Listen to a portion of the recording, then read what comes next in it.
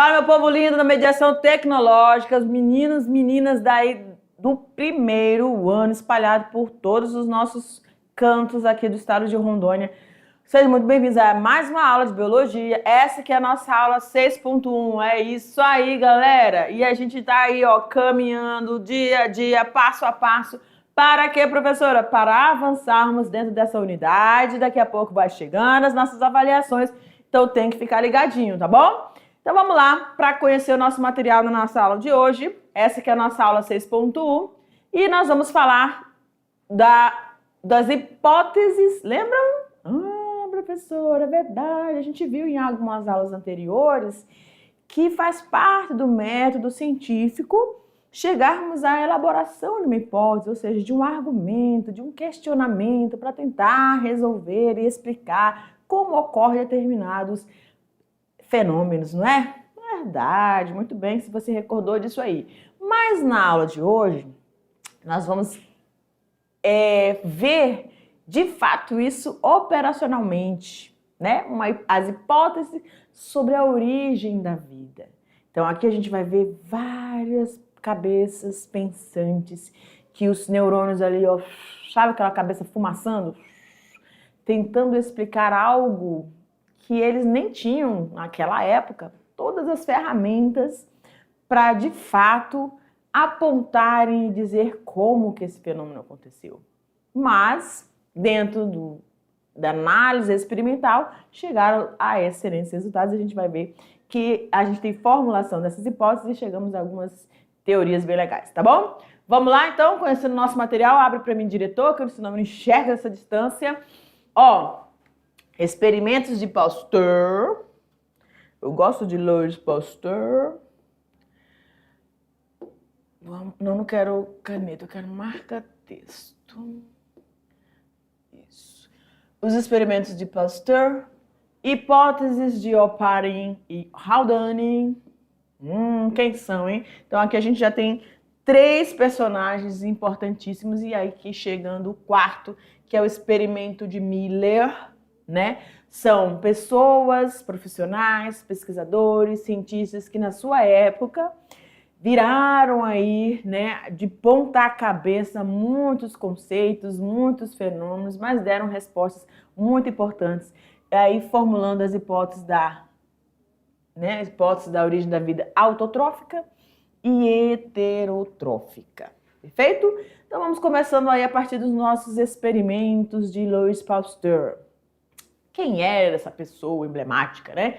Olha lá, somente por volta de 1860, com os experimentos realizados por Louis Pasteur, agora vou mudar minha canetinha para cá, pronto, 1870, será que tem tempo? Até 1895 conseguiu-se comprovar definitivamente que os micro-organismos surgem a partir de outros pré-existentes. Galera, exatamente. Esse carinha aqui, deixa eu vir para cá. Esse carinha aqui, na época dele, existia uma teoria que ela falava sobre a abiogênese. E aí vieram algumas pessoas questionar essa abiogênese. Professor, o que é a abiogênese? A abiogênese dizia que a vida ela podia surgir espontaneamente de qualquer substrato. De um papel, de uma poça de lama, de uma camisa suja, de trigo. Então, eles diziam que a vida surgia de uma força pré-existente. E aí, a partir de alguns experimentos, né,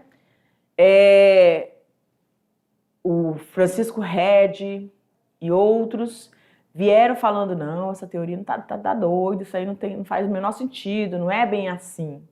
Eles disseram que a vida, ela surgia, sim, sempre de uma outra forma de vida. Vida gerando vida, vida gerando vida. Aí se formulou aí a biogênese. E aí esse aqui deu o checkmate final, tá? Ele fez um experimento, nesses experimentos ele colocou lá, levou O experimento dele foi bem legal, porque ele fez a nível do mar e acima do nível do mar, para constatar que determinados líquidos, eles poderiam ser contaminados se não fosse hermeticamente ou vedadas, de forma que o conteúdo interno não tivesse contaminação pelo ambiente externo, porque nós sabemos hoje que germes, né, micro-organismos, esporos de fungos, os vírus, bactérias estão aí pelo ar. E se a gente não cuidar bem dos nossos alimentos, por isso que a gente tem a conservação dos nossos alimentos, tá? Se esses alimentos não forem bem conservados, eles vão ser contaminados. E aí podem estragar, né? Podem fungar, certo? Podem fermentar. E aí ele fez esse experimento e, precisamente, através do seu experimento, identificou que tanto ao nível do mar quanto acima do nível do mar, ele pode até diminuir devido a alguns organismos que não conseguem sobreviver com taxas de oxigenação muito baixas, aí vai diminuindo, mas ainda estão presentes, tá bom?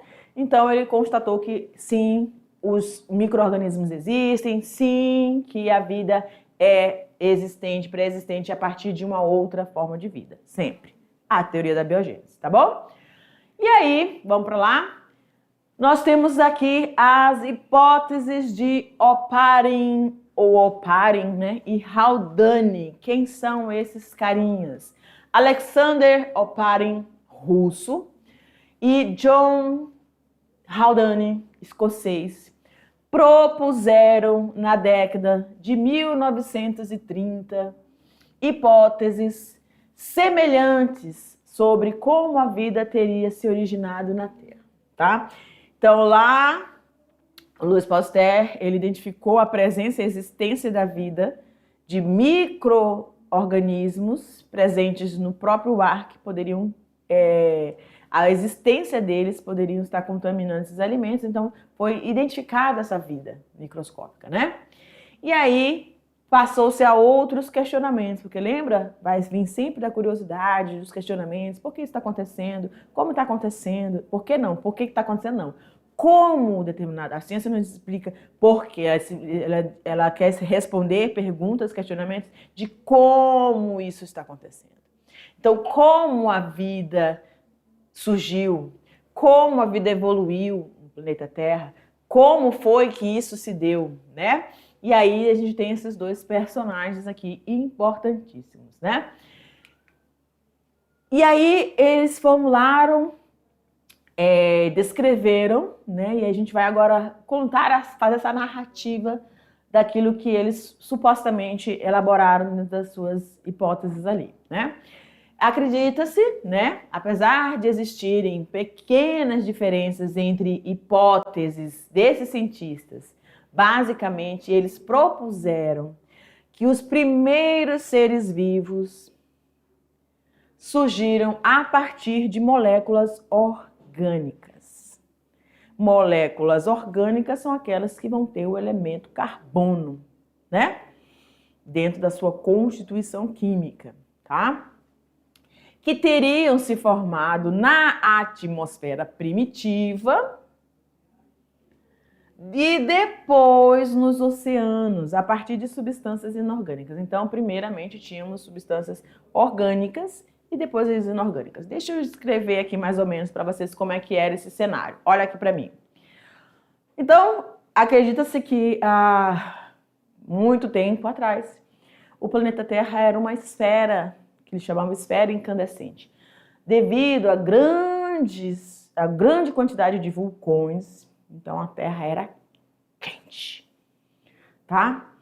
E aí esses vulcões em plena atividade, eles estavam aí ajudando, contribuindo nessa transformação desse que seria os nossos solos, diferentes tipos de solo hoje que nós conhecemos.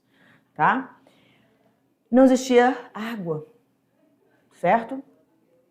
Você tinha aquele monte de fumaça na atmosfera, vários elementos químicos ali, devido às erupções desses vulcões. E aí, a partir disso, foram começando a se formar pequenas gotículas de água foram se transformando, reações químicas ocorrendo. Começaram aí as primeiras chuvas, as primeiras precipitações. E essas primeiras precipitações, elas começaram a se formar, acumular água em depressões médias, né? Mais rasas, médias, até as depressões mais profundas, formando aí os nossos, né, ao longo do tempo, que não foi da noite para o dia, os oceanos e tudo. Mas essa inserção desse líquido, esse acúmulo de água na superfície da Terra, levou, obviamente, ao resfriamento do planeta Terra. Mas mesmo nessas primeiras acumulações de água, parecia uma sopa fervendo, tá? E aí, ele chama de caldo, né? Ele estava fervendo. E essas substâncias, o solo, né? A água, todos os elementos químicos que vieram dessas primeiras precipitações foram se acumulando e formaram o que eles chamam de coacervados, tá? Esses coacervados, os cientistas, eram essas primeiras moléculas aí, chamadas, o que originariam as moléculas orgânicas. Esses coacervados eram envoltos de moléculas de água ali, tá? Protegidas, abrigadas. E que depois, tá? Nesses oceanos, passaram aí essas substâncias inorgânicas. Tudo bem? Vamos continuando? Então, deixa eu frisar uma coisa aqui importante, tá? Essas moléculas orgânicas que vão dar a origem da formação da vida, segundo a teoria, as hipóteses formuladas por Poiarin e Haldane, a partir dessas substâncias inorgânicas que compunham aí os vapores que eram emitidos dos vulcões, que começaram a se formar as primeiras chuvas e se acumulando. Aí se deu a primeira molécula. Então, surgiu a partir das substâncias inorgânicas, para depois formar essas substâncias orgânicas que deram origem à vida. Beleza? Podia ter alguma confusãozinha ali no início. Vamos lá, então. Continuando. Pode ir, diretor. Aí, olha só. Então, você tinha, tá? No início, esses vulcões, aí essas camadas de gases, elementos que estavam ali, né? Os inorgânicos presentes na atmosfera, não permitiam a passagem inicialmente da radiação solar. Depois das primeiras chuvas, tudo começou essas nuvens se dissipar, essa fumaça se dissipar, aí vou começar o acúmulo de água, e aí a radiação passando, né? Então, tinha que ter um dispositivo de energia, alguma forma de iniciar.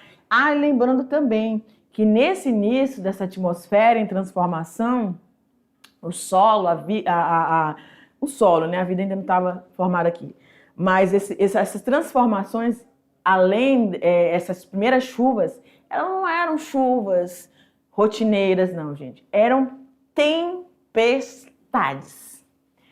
Tempestades. Então, a descrição da origem da vida a partir dessa esfera que se foi se resfriando, primeiro, vulcões ativos, depois as precipitações, as chuvas, tempestades, descargas elétricas. Aí foi se dissipando aquela nuvem de fumaça e os raios solares começaram a incidir. E aí sim houve, a partir desses raios, dessas descargas elétricas, essas moléculas inorgânicas foram se agrupando, se organizando, formando as moléculas orgânicas. Tá bom? Beleza? Tranquilinho. O experimento de Miller. Vamos lá, então. O que esse cara tentou explicar? O Poiarin e o Haldane elaboraram uma hipótese, descreveram como que era ou como que ocorreu essa transformação da atmosfera primitiva para dar início às primeiras moléculas orgânicas, os chamados coacervados, a partir das substâncias inorgânicas oriundas desses vapores dos vulcões em erupção, né, a partir da ativação das descargas elétricas, das tempestades que incidiam sobre a Terra. E aí, dentro desse corpo hídrico, na água, na superfície da Terra, começou aí, então, a formação dessas primeiras moléculas que deram origem aos primeiros micro-organismos, tá? O experimento de Miller, ele veio tentar elucidar, é a parte experimental, né? Tentar comprovar se de fato se deu esse processo dessa forma, né? E aí, olha lá, Stanley Miller acreditava que a Terra primitiva era composta por amônia, metano, hidrogênio e vapor de água, tá? Então aqui tá bem legal aqui essa incidência de raios, descargas elétricas começaram a incidir sobre o planeta Terra, formando sim algumas, eu acredito que até essas descargas elétricas incidindo sobre a Terra, formando essas crateras e aí permitindo esses acúmulos de água, tá bom? Que aí, ao longo do tempo, a água, você sabe que ela tem esse poder, né, de ir acentuando essas depressões, né, ao longo do tempo. Então, ele acreditava que essa Terra primitiva era composta por esses elementos químicos e, a partir daí, então, é que começou-se a se desenvolver aquilo que iria dar origem às primeiras formas de vida. Miller criou, em 1952, um dispositivo. Olha, o cara também, ele raciocinou, né? Falei, rapaz, eu acho que tinha isso. A partir desses históricos, de tudo aquilo que foi levantado por Haldane e Alpari. E aí, agora, como é que eu faço para poder comprovar cientificamente que eles estavam corretos, que esses elementos estavam presentes, de fato, na atmosfera? E aí dá um trabalhinho, né? Que aí ele tinha que pensar em algo, na construção de algo, que criasse ou reproduzisse essa atmosfera primitiva, porque já não estávamos mais lá, né, galera? E aí ele deu trabalho, tu acha? Tu acha mesmo que da noite pro dia ele montou criou esse dispositivo? E aí, num belo dia, saiu da casa dele, chegou lá, montou isso, fez, e num primeiro momento deu certo? Tu acha? Claro que não, né? Ele teve que ser persistente nas suas hipóteses, nas suas deduções, tá? Então, ele criou esse dispositivo no qual tais compostos, né, mencionados anteriormente, eram aquecidos e resfriados. Por que isso, professora? Porque eles eram primeiramente aquecidos e resfriados. Uai, a gente não acabou de falar que Alpari e Haldane descreveram a atmosfera em que existia inicialmente muitos vulcões e a Terra era uma esfera incandescente? E ao longo do tempo, com as primeiras chuvas, com muitos temporais, muitas tempestades, muitas descargas elétricas, a Terra foi começando a sofrer o seu resfriamento. Por isso que ele passou por esse processo aqui também no experimento dele. Além de serem submetidos a, olha lá elas, ó, descargas elétricas. Ele foi reproduzindo em um dispositivo aquilo que eles escreveram lá, tá certo? Ele experimentou, ele realizou esse experimento. Então, sobre a supervisão de Harold Urey. Galera, olha que importante. Deixa eu falar disso aqui. Ó, bem legal. Harold Urey, ele tinha o meio, vamos dizer assim. Ele tinha o laboratório. O que o Miller precisava? De realizar aquilo que estava aqui, na mente dele. Ele falou, cara, tinha descarga elétrica. Eu preciso gerar energia para reproduzir isso. Tinham esses elementos químicos na atmosfera. Como é que eu vou colocar tudo isso em um mesmo lugar? E como que eu vou realizar esse procedimento? Eu preciso de um lugar, eu preciso de um espaço para poder botar tudo isso em prática. E aí, conheceu o Urey e aí juntou o útil ao agradável, né? Então, ele foi para o laboratório de Urey E aí conseguiu montar o seu dispositivo e realizar, que vocês vão já ver a imagem aqui dessa engenhoca criada pelo Miller. Cara, era crânio, né? Mas ele precisou de ajuda. Lá vem a Tabita, né? Parafraseando não. Pensando na vida, refletindo na vida. Reflexões Tabita. Olha lá. É importante você ter amigos? Com certeza. É importante você ter aí um meio de uma boa comunicação. Onde você está? Por quê? Em algum momento você vai precisar de ajuda. Nós não conseguimos viver isolados. E essa ajuda, ela só vai acontecer de forma agradável se você tiver uma boa familiarização com a situação, uma boa amizade, produzir aí, né, boas amizades, tá bom? Aí, então, aí, ó, Uri e Miller fizeram essa parceria que deu muito certo, tá bom? Pode abrir para mim, diretor. Com esse experimento, após uma semana, olha lá, após uma semana, o jovem cientista conseguiu produzir o que, galera? Aminoácidos. E hoje nós sabemos que os aminoácidos são a base aí da nossa principal molécula orgânica, né? As cadeias aí de aminoácidos nas nossas proteínas, ok? Que servem para várias coisas, função estrutural, função hormonal, menino, tem muita coisa aí envolvida, né?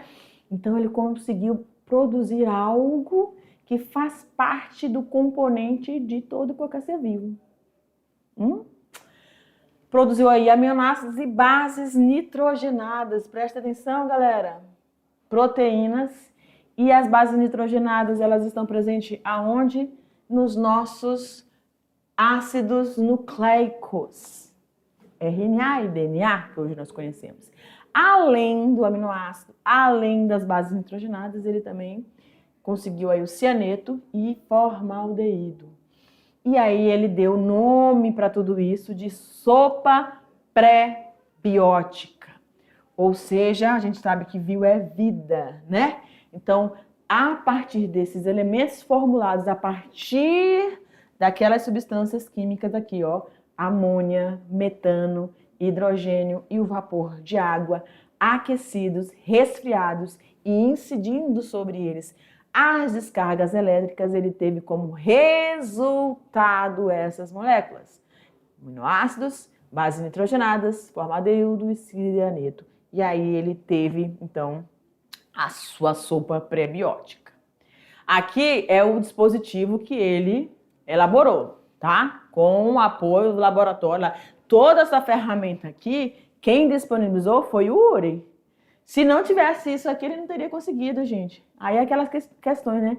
Às vezes algumas coisas são frustradas porque você tem a ideia, mas você não consegue executar. Então as parcerias, elas são importantes, né? E aí ele conseguiu organizar tudo isso aqui, ó, metano, amônia, né? Vapores de água, as descargas, ele colocou ali eletrodos para permitir essas descargas elétricas. Aqui você tem, ó, a água fervente, tá bom? E depois o processo de resfriamento, tá? Para produzir aí, chegar aos nossos compostos orgânicos formando essa sopa pré-biótica. Pela análise da água contida nessa parte em U, que parte em U, prof? Essa parte em U, tá?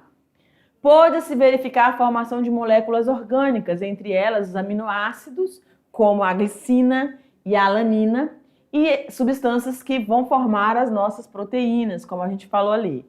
Posteriormente, novas pesquisas obtiveram outros aminoácidos e vários compostos de carbono. Então, todas as moléculas orgânicas, elas têm que ter a moléculazinha de carbono, bom? Os probiontes de Oparin receberam diferentes nomes, dados pelos cientistas, dependendo do seu conteúdo, de microesfera, de protocélula, de micelas, lipossomos e coacervados, que eu mais aceito aí, tá bom? Então, dessa sopa, dessas primeiras moléculas orgânicas que foram descritas lá por Oparin e Haldane, e foram reproduzidos no experimento de Miller, tá? Chegaram aqui esses coacervados. Esses possuem uma membrana dupla, olha lá, membrana dupla, o que lembra? A membrana lipoproteica, né? Formada por duas camadas lipídicas, à semelhança das nossas membranas celulares que hoje nós conhecemos bem, tá? Então, galera, olha como é que é a construção, né? Dois cientistas de nacionalidades diferentes se juntaram e tentaram descrever, né, suposições, aí são as hipóteses do que era a Terra primitivamente. Ao descrever, eles foram dando ideias, né, concepções para outros estudiosos que eram mais experienciados, né, que tinham gostavam mais de reproduzir esses experimentos. E aí veio Miller e contribuiu, cada um deles deu a sua contribuição a partir das suas hipóteses, e aí a gente chega até as primeiras estruturas orgânicas para a formação das primeiras formas de vida. A partir daí, nós temos o surgimento de duas hipóteses de como que essa vida, ou de onde essa vida começou a florescer. Aí a gente tem as hipóteses autotróficas e a hipótese heterotrófica, tá bom? Vamos lá. Então, inicialmente você tinha, tá? Primeiros organismos.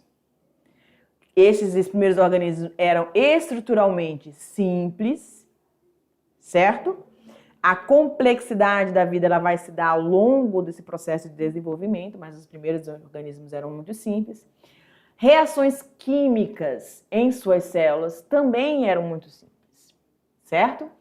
Ou seja, quando ele fala aqui reações químicas, ele está falando nada mais, nada menos que o processo de metabolismo que os organismos vão executar, que hoje nós conhecemos, que é a quimiossíntese, a fermentação, a respiração celular e a fotossíntese. São as quatro reações químicas ou 4 processos metabólicos que mantêm a vida sobre a face da Terra. Que todas elas vão gerar o quê?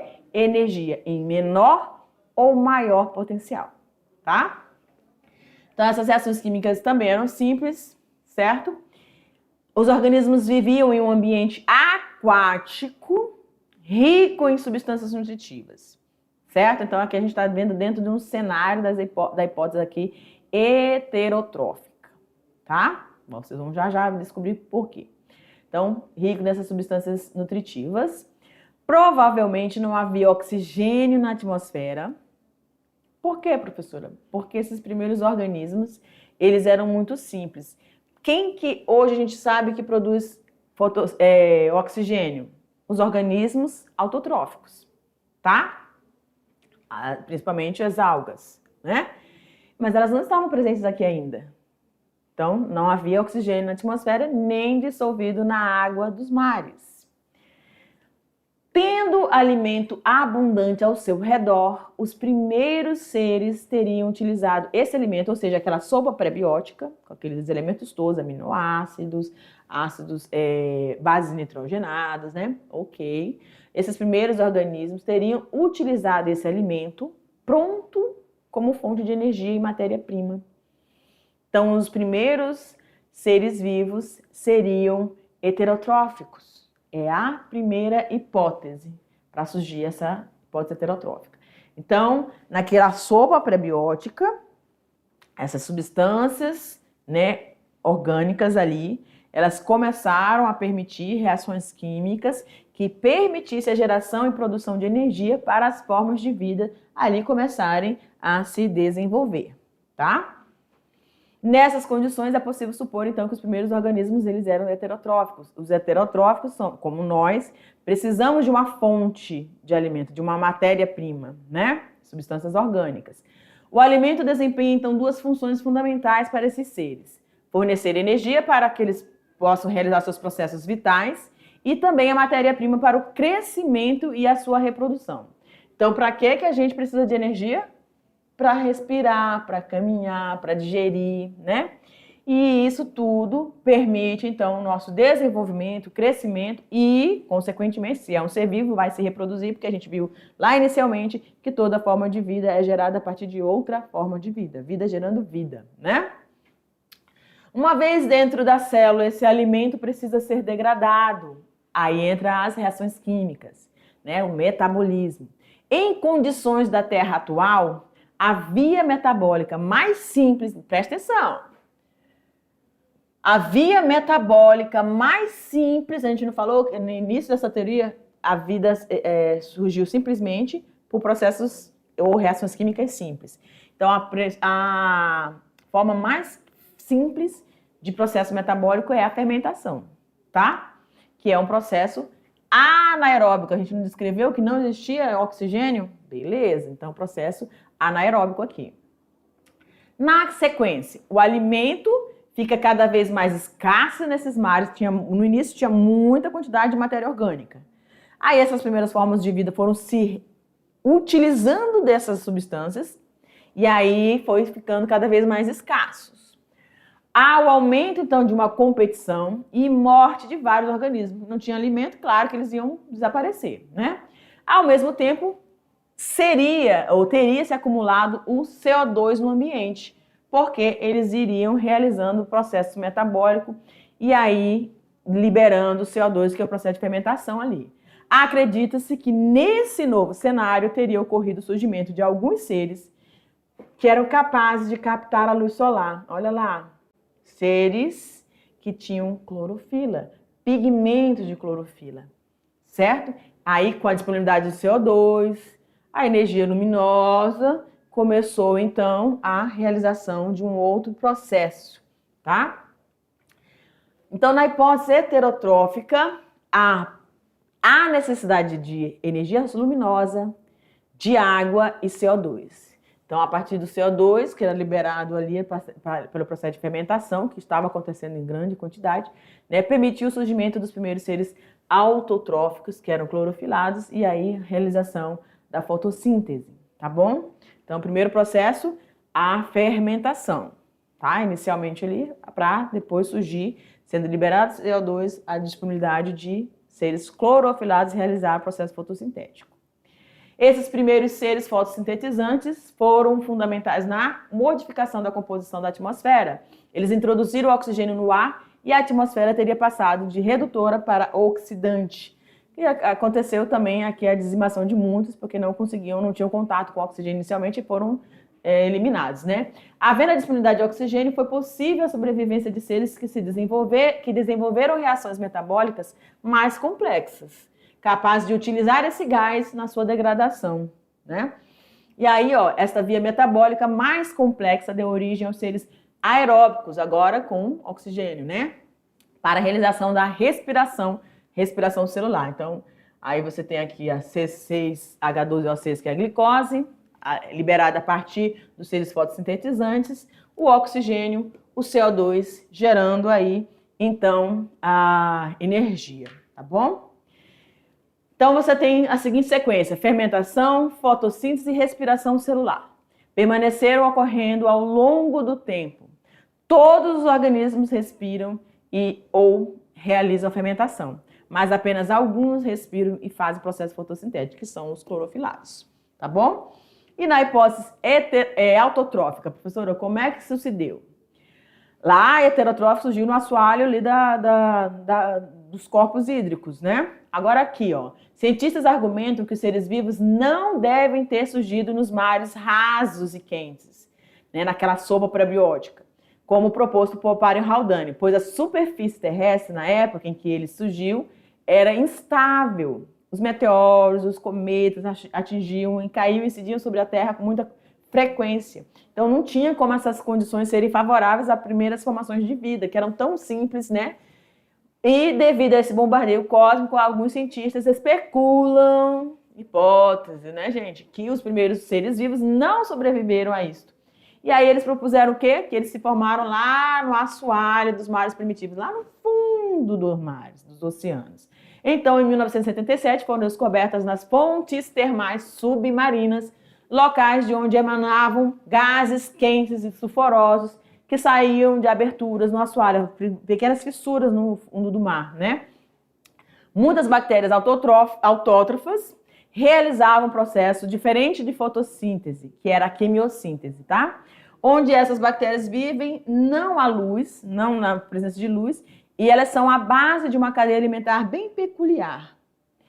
A descoberta das fontes termais levantou a possibilidade de que a vida teria surgido nesse tipo de ambiente protegido, lá no fundo, ou seja, todas as incidências dos meteoros não afetariam, né? E a vida poderia, então, realizar esse processo de metabolismo, gerando energia a partir da quimiossíntese, que também é um processo autotrófico, tá? Principal evidência dessa hipótese, a descoberta de bactérias primitivas que também obtêm energia a partir de reações inorgânicas, simples e vivem em ambientes inóspitos, como as fontes de água quente e fendas submarinas, tá? E essas bactérias, elas são chamadas de quimiolito-autotróficas. Essas vão utilizar componentes inorgânicos da crosta terrestre para fabricar moléculas orgânicas. Então, aqui a gente tem de substâncias inorgânicas a formação de substâncias orgânicas, na hipótese autotrófica. E na heterotrófica, substâncias orgânicas, dando origem a substâncias inorgânicas. Tudo bem, galera? A gente vai finalizando aqui essa aula. Deu aí uma bugada na cabeça, mas a gente vem depois com a nossa revisão, tá bom? Beijo grande. Tchau, tchau.